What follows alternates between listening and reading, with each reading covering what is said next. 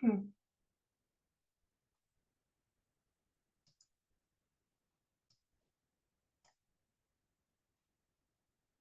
Hey.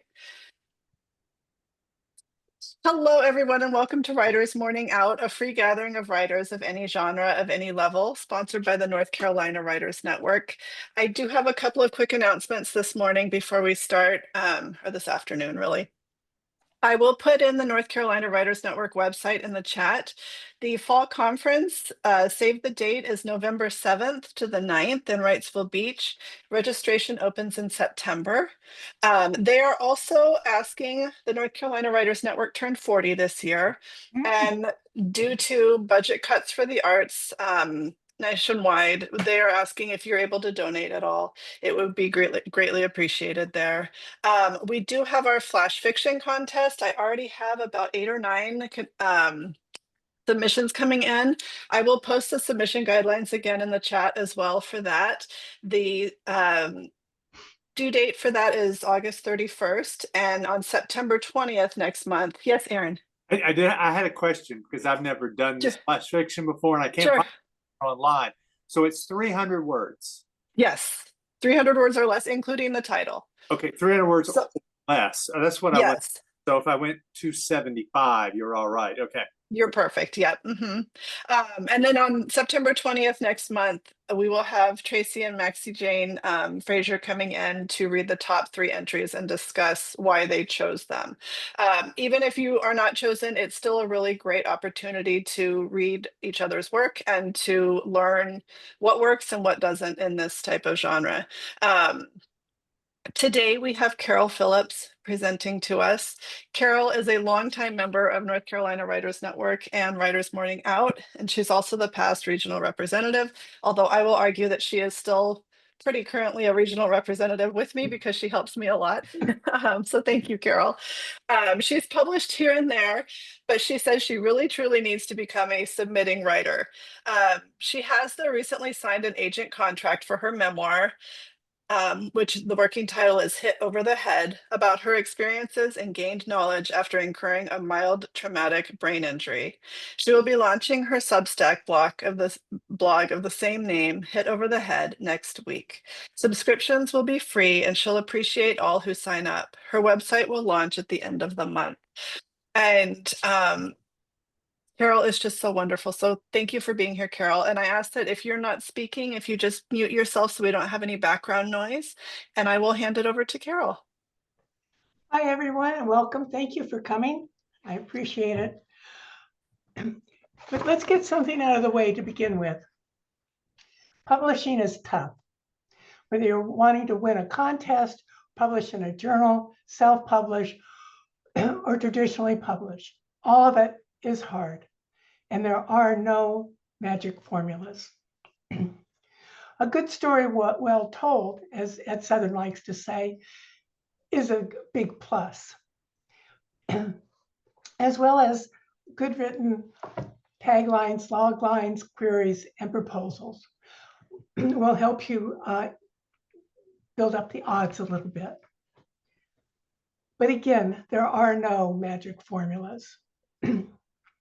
Some people want AI to provide the summaries of their work in various lengths. And this is easy, certainly, but it lacks certain originality and the voice of your work.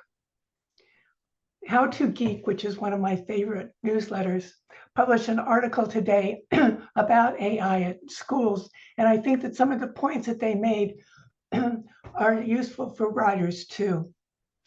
It's a tool, not a shortcut. Use it to brainstorm, but not copy paste. Use it to understand, but not to generate. Professors and agents and editors, I might add, notice lazy AI work. In fact, I've seen guidelines for journals and whatnot saying that AI generated work is not accepted. So they do know. And finally, they're not always, they can be the answers from AI can be very confident, but they're not always accurate. But more importantly, I think you don't get a clear, deep knowledge of what it is that you wrote. Rick Bolena, who was a longtime member and no longer can attend these days, used to say, if you can't describe your story in 25 words or less, you don't know what you've written. And I think that there's some truth to that. There's a clarity that comes from doing the work that will hold you in good stead when talking about your work later. Excuse me. Okay. Taglines and loglines are used interchangeably, though taglines tend to be marketing hooks that are short and eye-catching, maybe 10, 20 words, where the loglines tend to be longer, around 50 words, or what you could speak in 30 seconds, elevator speech, right? Both are used by agents to sell a manuscript to an editor. The editor uses them to sell the manuscript to a publisher, and the publisher uses them to sell to the public. So no pressure, guys, none at all. When I was thinking about this topic, I was wondering if including a tagline or logline in a cover letter when you're submitting to a journal might be useful and might improve the odds. I don't know, but I think I'm going to try it. Both need to be concise. Excuse me. Both need to be concise and express the basic concept of the work, the core conflict, external or internal, and offer specifics. I'm going to start sharing my screen now.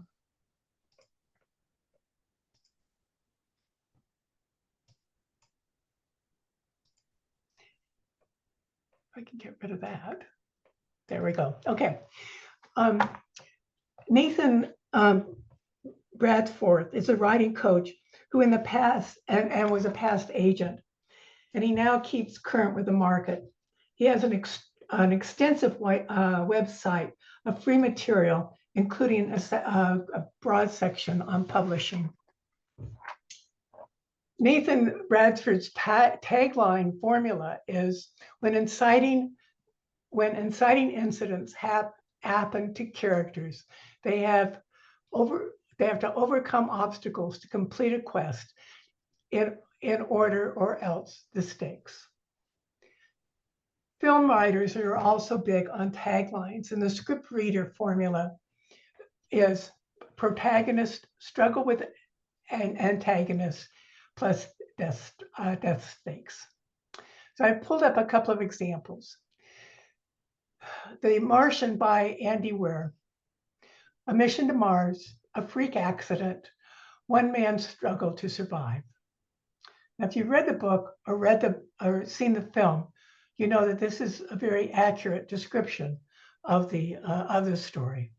So you have the inciting incident, which is the mission to Mars. You have the obstacle, which is the freak accident. You have a character, one man, and the stakes to survive. In Half-Life of Home by Dale Neal, he writes, standing your ground when you can't trust what's underfoot. So you have a protagonist that's implied here, right? And then you have your struggle that you can't trust. And you have your stakes, which is something underfoot. You know, what is it? In The 13th Tale by Diane Setterfield, she writes, when Margaret Lee opened the door to the past, she was confronted with her own destiny. This is more of a traditional type of logline, kind of in line with what Nathan Bradford outlines, where you have a character named, you have the inciting incident, you have the struggle she's confronting, and the stakes of her own destiny.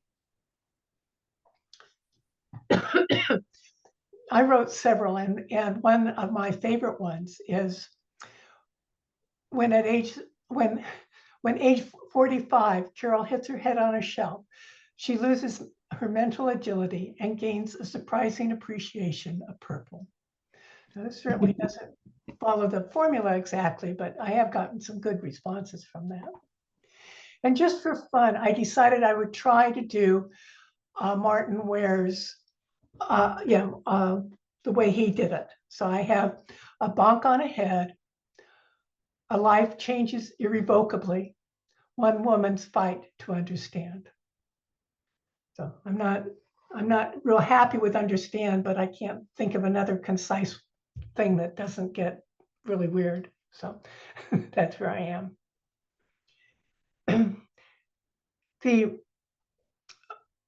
I heard a long time ago about a second log line, which when you combine the first and the second, you get kind of a blurb, right? And her name was Linda somebody, and I always want to say Ronstead, but I don't think that was quite it. And I can't find her paper anymore, which I find is very disturbing. But she had the idea that you're in the elevator and you're talking to somebody about your book, right? And they say, that sounds interesting. What do you say after that? That's where the second log line comes in. So Dale Neal had standing your ground when you can't trust what's underfoot. And then the second one, sorting what's true and what's only wished, is even harder in a place like Beaver Dam when the stories sprout faster than grass on a new grave. You get that boom, right? So you want some kind of kicker at the end so that your person says, oh, wow, type of thing. When I did, using another tagline that I had, when Carol hit her head on a shelf in 1991, doctors assumed her difficulties talking, walking, and thinking stemmed from emotional problems. While waiting for the correct mild traumatic brain injury and fibromyalgia diagnosis, she lost her job, her friends, and her family. So these are some examples, and I'm going to pull this one back up again. And if you would like, we can spend about 5 minutes or so, and you can think about a project that you're working on and see if you can come up with a line or two. And then afterwards, we can maybe read one or two. I'll go through the rest of the presentation. And then at the end, if there's time, we can have questions and more, read some more of the taglines if you want. Okay? So 5 minutes. I'm going to time it. Carol, how did a tagline is how many words or minutes? How did? The real short one is 10 to 20. 10 to 20 words? Words, yep. And then it's 50 words for the log line. Right, yep. Okay.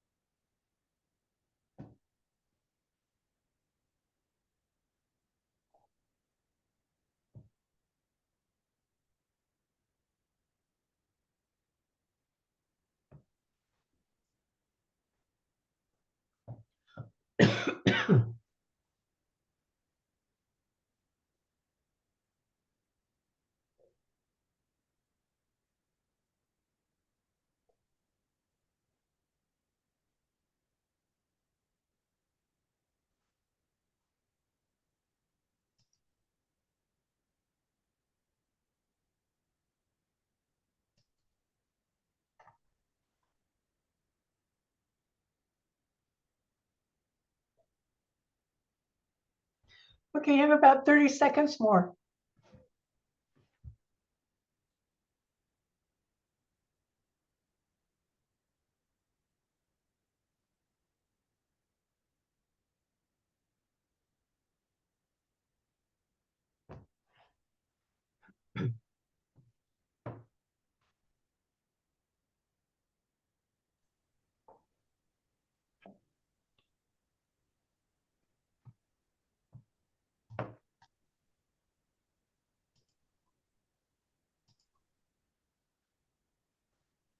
Okay, how was that? Was anybody able to? Very hard.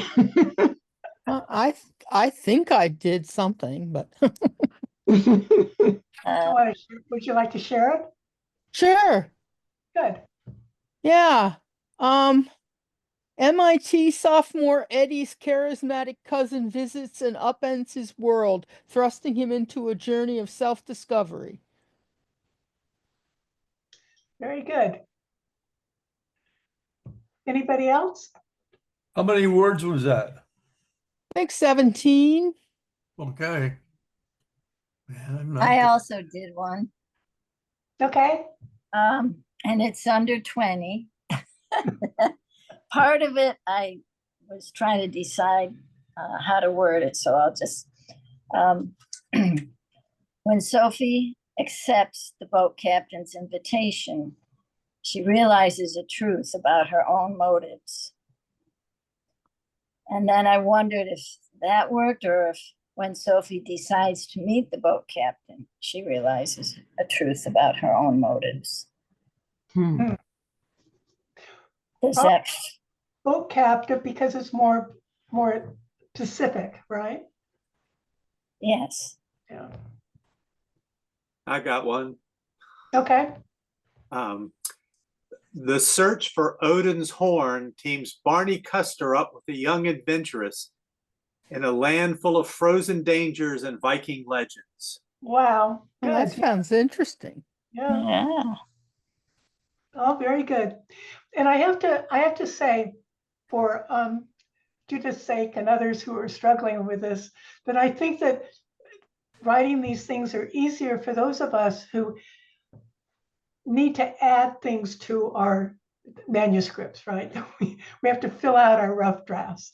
And I think it's probably harder for those who have to subtract. So there is that. Okay. So I'm going to move on to queries now. I'm going to unshare my screen. How do I do that? There we go. So a query letter is sent to agents to ask if they would be interested in reading your manuscript and possibly representing you. Let's see. Queries are also sent to small and mid-sized publishers who accept direct solicitations. But first, before you do that, you need to complete your manuscript, making it as clean as you can. Gone are the days when an agent or publisher will spend time editing your work. That means you need to nail the mechanics. You have to have make sure you have good syntax, good sentence structure. There are no spelling or grammar errors, and no unintentional reputations, that sort of thing.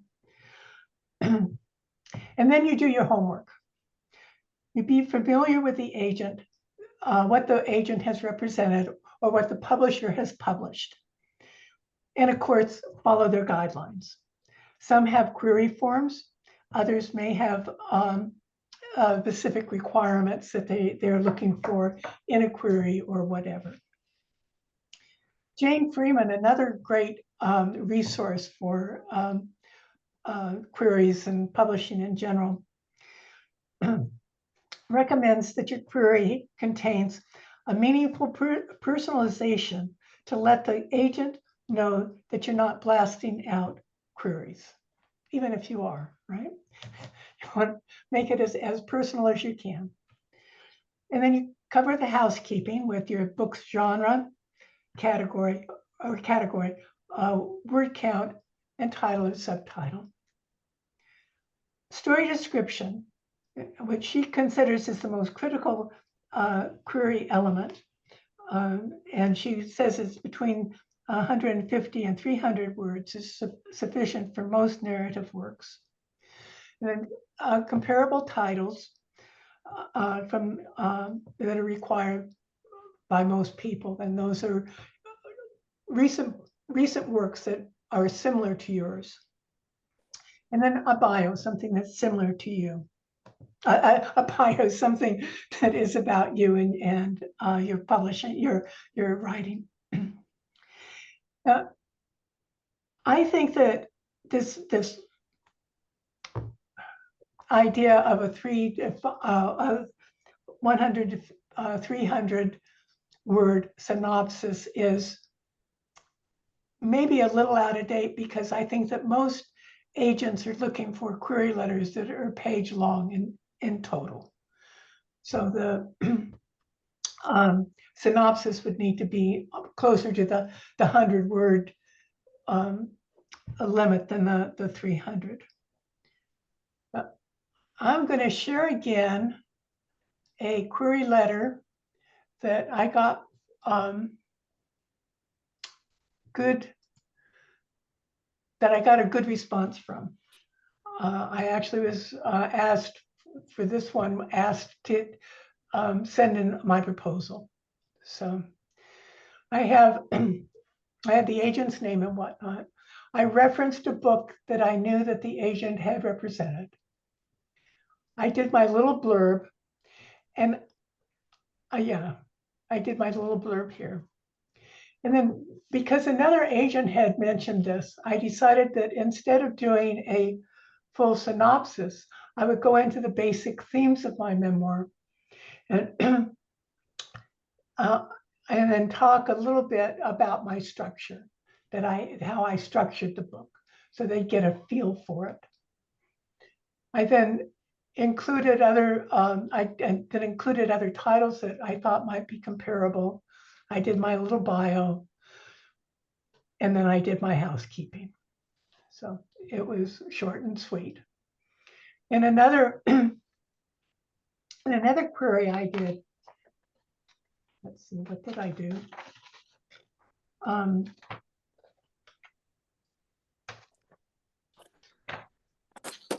When I didn't have a book reference for this agent, I simply noted instead what her interests were. In that particular case, neurology and psychology. So, if you don't know, if you're not familiar with a book, though it's nice if you can be, you can always just reference, so I understand that you are interested in da-da-da-da-da. And now comes the really fun part, and that's proposals. Carol, Uh-huh. you don't have any idea how many words this query is that you just did? It's over 300, right? Probably. the whole, Yeah. I'm struggling with that 300 myself, and I just find it goes more than 300. yeah, That's all right.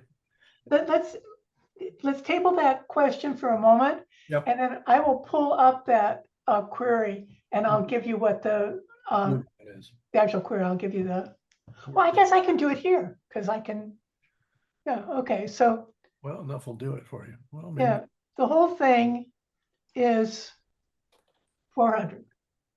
Okay, thanks. Okay. My bit about the structure and whatnot, all of that ran about 139. Okay, thank you. Mhm.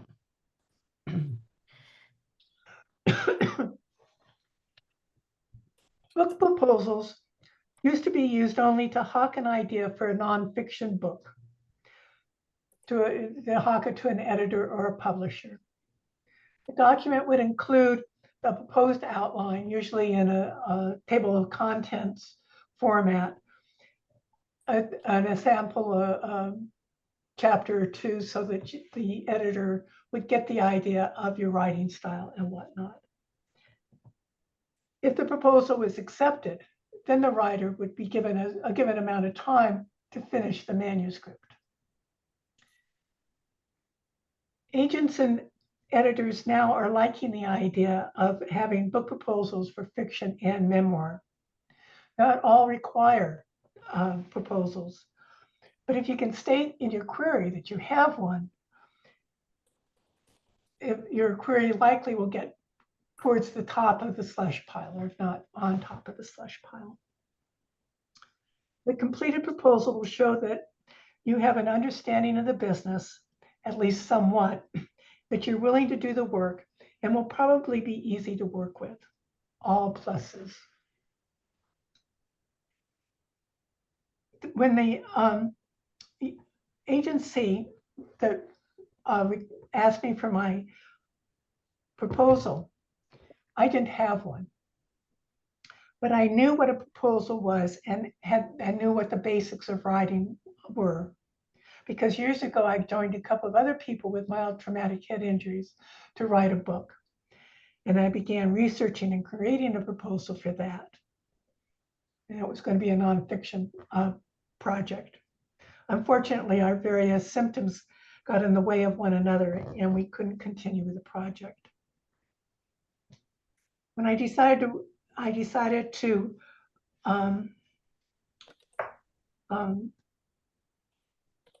so I decided to do my own book. Yeah. So, okay. And I get this.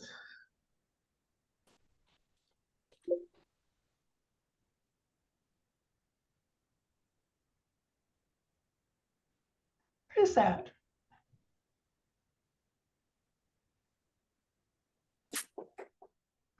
Something got screwed up here, and I'm sorry. So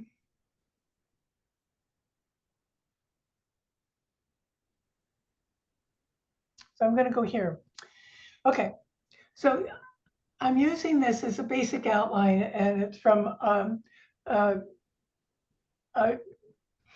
Tracy Crow's proposal outline that she uses. You have she wants a short summary, which would be the blurb, the genre and subgenres, the anticipated word count, competitive and comparable titles, summary, chapter by chapter summary, which is always fun, an author bio, marketing plan, the media hooks when the book is published, and anything else you can think of to sell the book.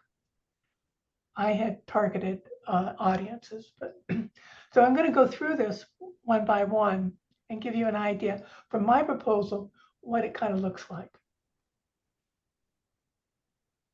So I started out with the short summary, and I added a third sentence to it. She rebuilds her life, learning the value of forgiveness and the meaning of friendship based on trust and respect.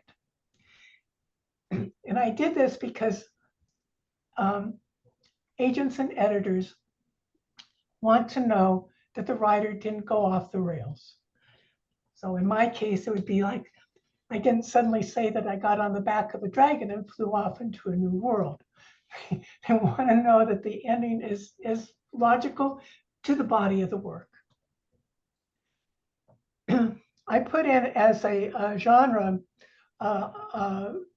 memoir hybrid with nonfiction because I use I do put research in my memoir about head injuries and other subjects related to that. I also put in narrative medicine and activism and literary. The idea being that if somebody is not particularly interested in memoirs, they might be interested in a narrative medicine, or the idea of activism might trigger their curiosity. I had anticipated word count of 77,300, and then with endnotes of 81.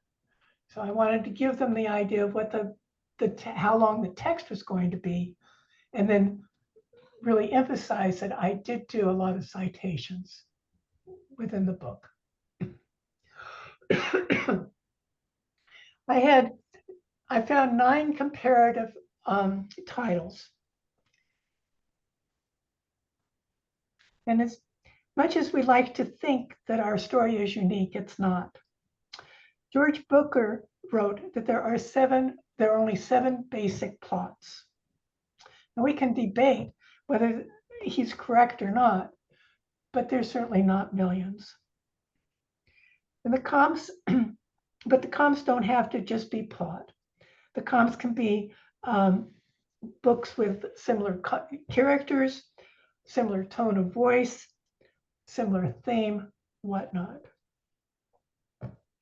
Tracy says, list up to a handful of published books, not self-published books, unless they have achieved notable success within the past 3 to 5 years, that are similar to your book in terms of theme, style, setting, etc. Please understand that words such as first and unique are red flags to publishers. Rarely does the publisher gain the backing of the in-house marketing team to launch the first of its kind book.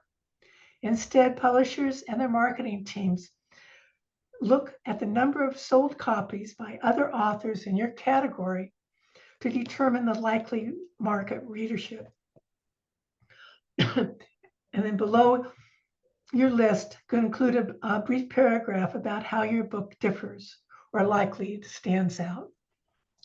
So my first book that I listed, you might notice, was self-published, but I noted that and said that the reason was because it was the latest one that I could find dealing with brain injury. So I didn't have much choice. Then I gave a brief summary of each book, and then I ended it with why mine would be different. So I discussed the symptoms in broad strokes and list them in an appendix, where she had gone through her book with the symptoms. Elliot had spent most of his time doing the science and whatnot, especially of neuroplasticity, where I delved deeper into my sympathies than he did.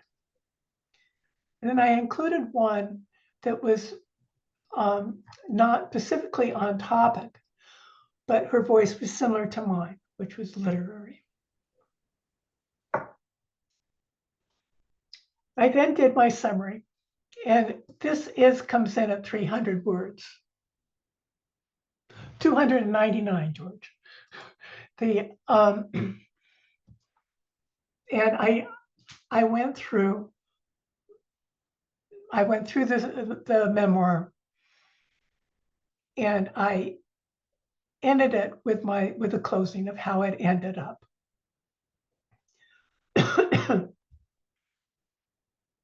As I said, the chapter by chapter summary is where it really comes into fun. I had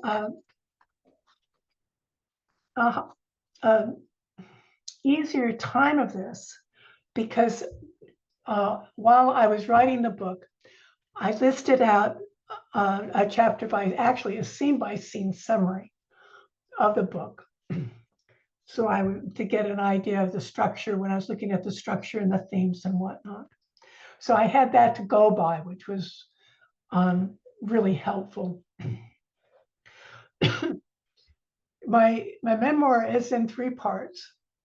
So I started each part with talking about how that part was structured.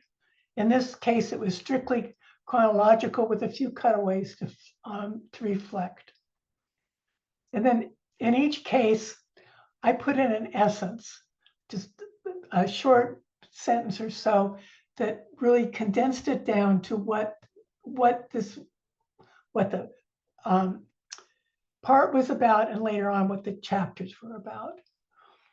I don't know whether this was, I've got no feedback on it, but the proposal's been accepted, so I guess they liked it. And on each one, I ended each chapter with a quote from the chapter that I thought picked up the tone or the idea of the chapter. Again, I did the essence.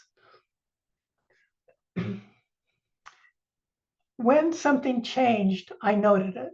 So part of my structure is putting in these interludes to break up the narrative, just to change the tone, the chronology, to just change it up and give everybody a respite, because it's not always a happy story. So I put a note in there that this is what I'm doing. This is what it is. And then I describe it. I also, with the chapters, if something is changing in the chapters, I note that. So the 3rd chapter, this chapter contains the first inclusions of my journals and citations for research. So they get an idea of how all of that flows too. And I've included this part 2 just so you give an idea. The first part was strictly chronological with breaks for reflection. This chronological narrative is broken at times with summaries that cover years to reinforce the vagueness of my memory at the time. And the narrative is also broken up into 2 interludes because it's one long chapter. And I didn't mention this before, but with your summaries and with your taglines and all of that, you use 3rd person, even if the book is in 1st person or in 2nd person. That's so that there's no confusion between the author and the character, right? The writer and the character. So you're talking in the summaries about the character. Then I did my little bio. And my bio was a little bit longer than that, but I went into my kind of where I started in writing and some of the what I had done in writing, including the fact that I had written science for people who were intimidated by science, and I had done technical writing to give them an idea that I did have that expertise to explain some medical things, to explain how the brain works and whatnot, and in some kind of reasonable fashion. Then you get to the marketing, and I had no marketing plan. I mean, I had no platform, anything like that. So I just noted what I was going to do. And as you've heard, I have now an author page on Facebook. I'm starting a Substack blog. I'm going to be doing my website, and that'll all be this month. I've also joined Toastmasters with an idea that I can go out and speak about some of the themes in my book when I get the ability to speak well. So, and then I did a couple of others about reviews and serializations and that sort of thing. Then I did the media hooks. These are the taglines, right, to begin with, and I had 4 of them.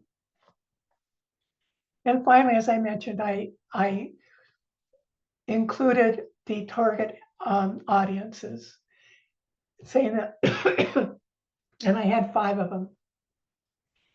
And on each one, I didn't put them all down. I didn't put everything I wrote down, but on each one that I could, I talked about the numbers.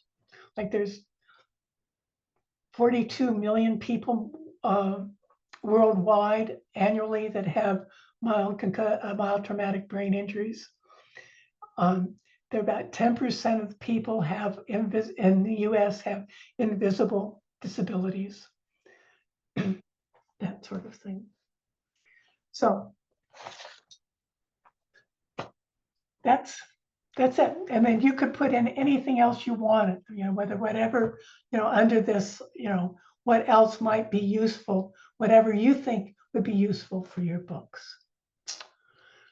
I do have this handout for people, and Penny said that she would be giving it out in one way or another. Yes, I've taken down everybody's names, Carol, and I'll email it out this afternoon. Okay, and you'll see at the bottom of the last page are a list of resources, including Bradford's and Freeman, and some other resources to find out more about queries and loglines and taglines. So, does anybody have any questions? I'm just going to jump in and say what an amazing amount of work and research you have done. Just fascinating. And, it doesn't surprise me that you've been successful because you've done all the work of identifying the niche for your book. Amazing, Carol. I'm so grateful to you for sharing all this. Oh, thank you. Thank you. Huge amount of work. Yeah. Really something. Thank you. Yeah. And I was thinking too. yeah, Carol, thank you so much. This is a real a template Yes. for all of us to follow. You just paved the way for many of us. And for those of you who have not read Carol's book yet, it is wonderful. Oh, It's deeply moving, and you've been through it, girlfriend. But the thing about the book that is so admirable is the balance of the emotions that you went through during all of it and the objectivity with which you present the medical perspective. It's just really well done and deserves to be published. Thank you. Let's hope an editor somewhere thinks that too. I hear you. Yeah. It's all a long slog. Yeah, George? So, yeah, man, it's amazing. Such great stuff, Carol. First of all, I'll join with everybody else about the work and the detail. It's so good.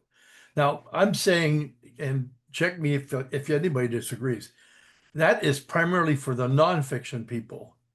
Whereas if you're writing fiction books, you don't have to do platform and all that other stuff. And you Oh, don't yes. Oh, yeah.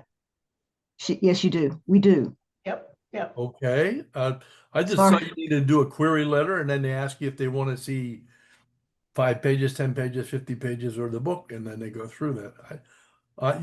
They may ask you for the summary. They may ask you for like a 2-page summary or a 1-page summary. And they may ask you for first pages. Chapter by chapter is really unusual. I'm just telling you what my research is. Well, the chapter by chapter is for the proposal. And as I said, not all agents and not all editors require proposals. But And I'm only differentiating nonfiction, fiction rather. yeah, for fiction and for memoir. Okay. All right. Okay.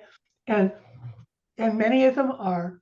And as I said, excuse me, I found this out because a response to a query was send me your proposal. Okay. So, and I didn't have one at the time. And as I said, I had done all of that scene by scene summary. So it didn't take me a long time. I got it done in about a week. But I would think that if you're starting from scratch, it would take a lot longer than a week. Sure.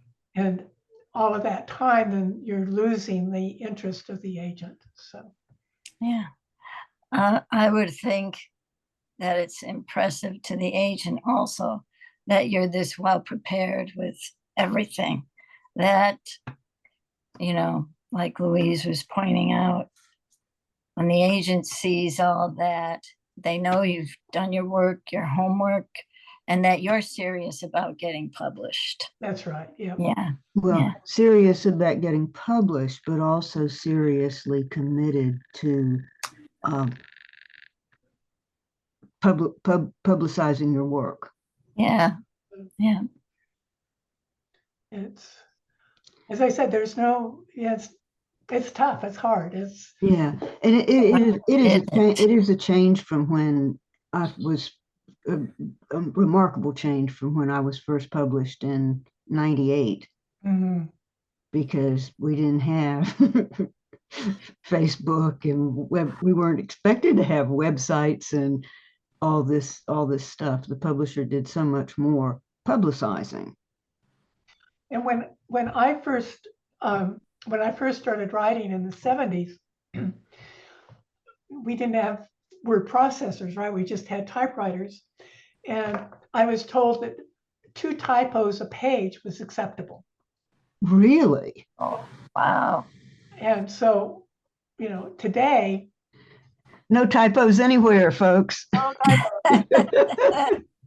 you have to make it absolutely as clean as possible, because you have to remember, I was going to look this up, and Louise, you may know the latest numbers, but agents and small presses and whatnot receive thousands of queries, I think every month.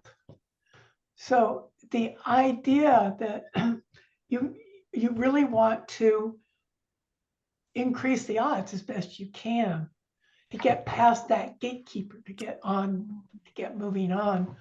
With the proposal, I didn't mention this, by the way, but with the proposal, I also attached, they wanted me to attach the first 50 pages or something of my manuscript. So, but I just read some stats the other day, and I'm not going to be able to call them up again, about the huge number of people who are now have let's say a series of fiction titles, who self-published the first time and put it out on Amazon or wherever, Barnes and Noble, whoever.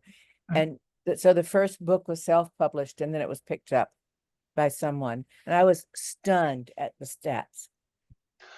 if you find those, I would be interested to. I'll see if I can find it. Yeah, I have them somewhere.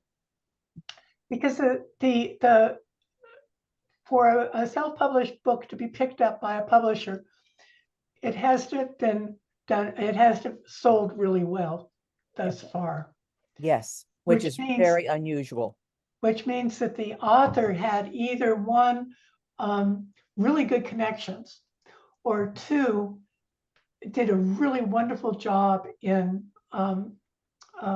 publicizing it. So those are the two. I mean, in which case, what is the publisher going to do above and beyond that? Excuse me? In which case, what is the publisher going to do above and beyond that? Well, it gets, except for reach. Yeah. Yeah, for the reach. And there are a lot of indie bookstores don't want self-published books. They certainly don't want anything that indicates that it might be done by Amazon. So you open up the market too. Yeah.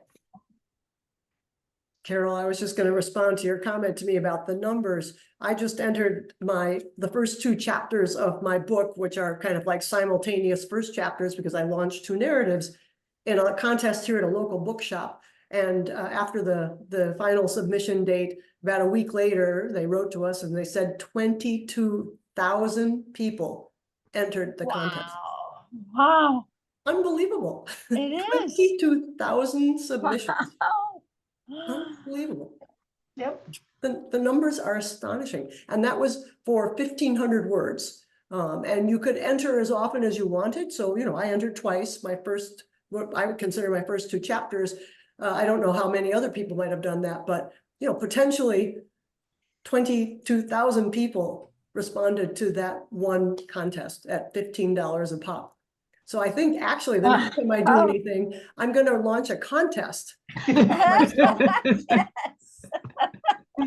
I happily read 22,000 people's works for $300,000 because I think that's what that adds up to. Whoa.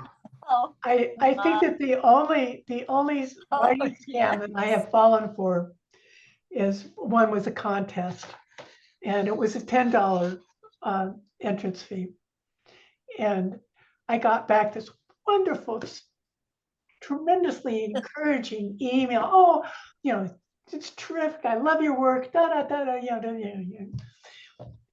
I have written my own book. How about, you know, you might want to take a look at it.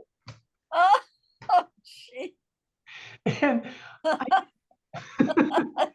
It's and surprise, I was just knocked off all lists of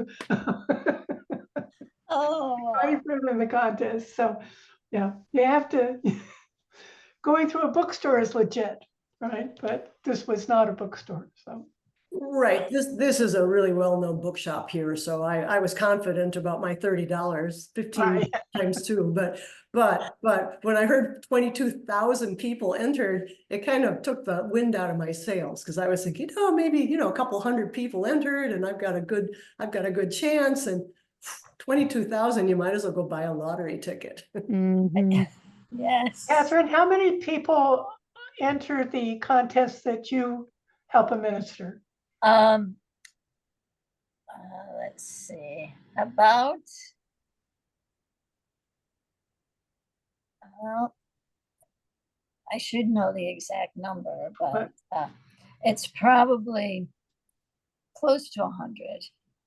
Yeah, it's and you know, it's only in its 4th year, and it's legit, and each judge reads 3 different books. So every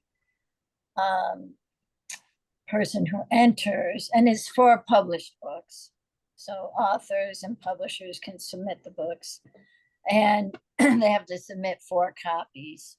One goes to the facilitator, and then the other 3 are for the judges. And the part that I do is receiving the books, enter them in a database that they're received. The facilitator sets up all the databases. And then myself, and I have one other person helping me now, we peruse through the books, we put them in categories, you know, of genre and everything like that. And the judges, you know, if someone wants to be a judge, they also have to fill out you know, some extensive information, because we want judges to read what they like to read and have some expertise in that area. So I would recommend anybody to submit, because it's young and there's not that many entries. You know, it will grow, but it also can be expensive because you've got to send in 4 books, and then the entry fee, I think, is around $40. Okay, that kind of a thing. But I can put the website in the chat, and anybody can look it up. It's Independent Publishers of New England. And if you are a judge, you want to judge some works, which the facilitator creates some excellent forms that you use for judging. She herself is an editor. And you know, it gives you an idea of maybe what goes on with, you know, a contest. And then if you want to enter a book, you also have to fill out a form, you know, about the book and everything. And then you can see their annual IPNE conference, and it's online, so you don't have to be there, and you can see it for free. And there's it's a way to make some good connections in publishing. So yeah, I can put that in the chat. Thank you. Oops, that's right. Are there any other questions, or does anybody want to read a tagline? Nope. I can read my tagline. Okay, good. I've got to scroll back to it. I've been taking notes and took a lot of notes. Where is it?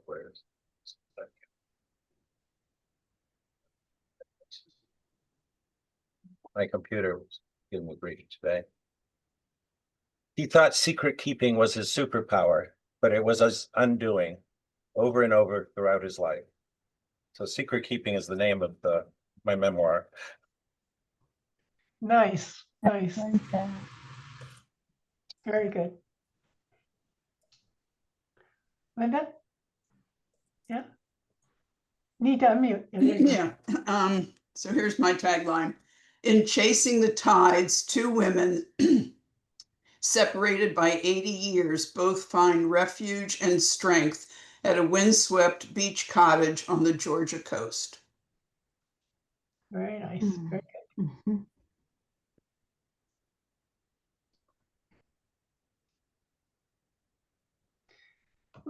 Thank you all for attending. Oh, George, go ahead. I have a tagline if you want it quickly. Yeah.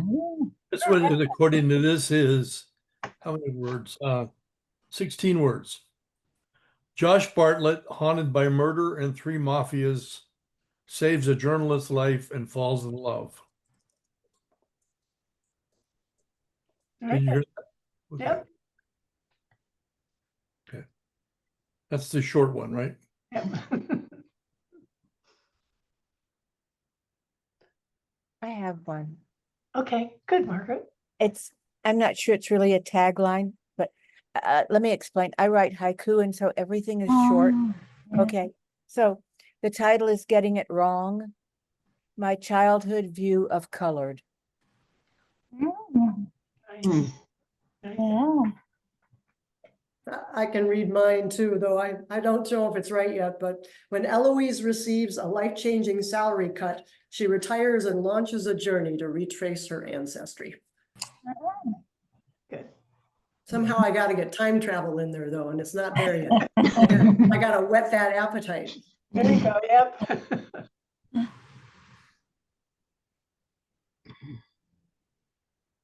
Carol, thank you so much. I think you did a wonderful Yes. job. We really appreciate you presenting for us today. And I hope everybody enjoys the rest of their afternoon. Thank you for joining us, and stay cool. Enjoy the air conditioning in August. Thank you, Penny.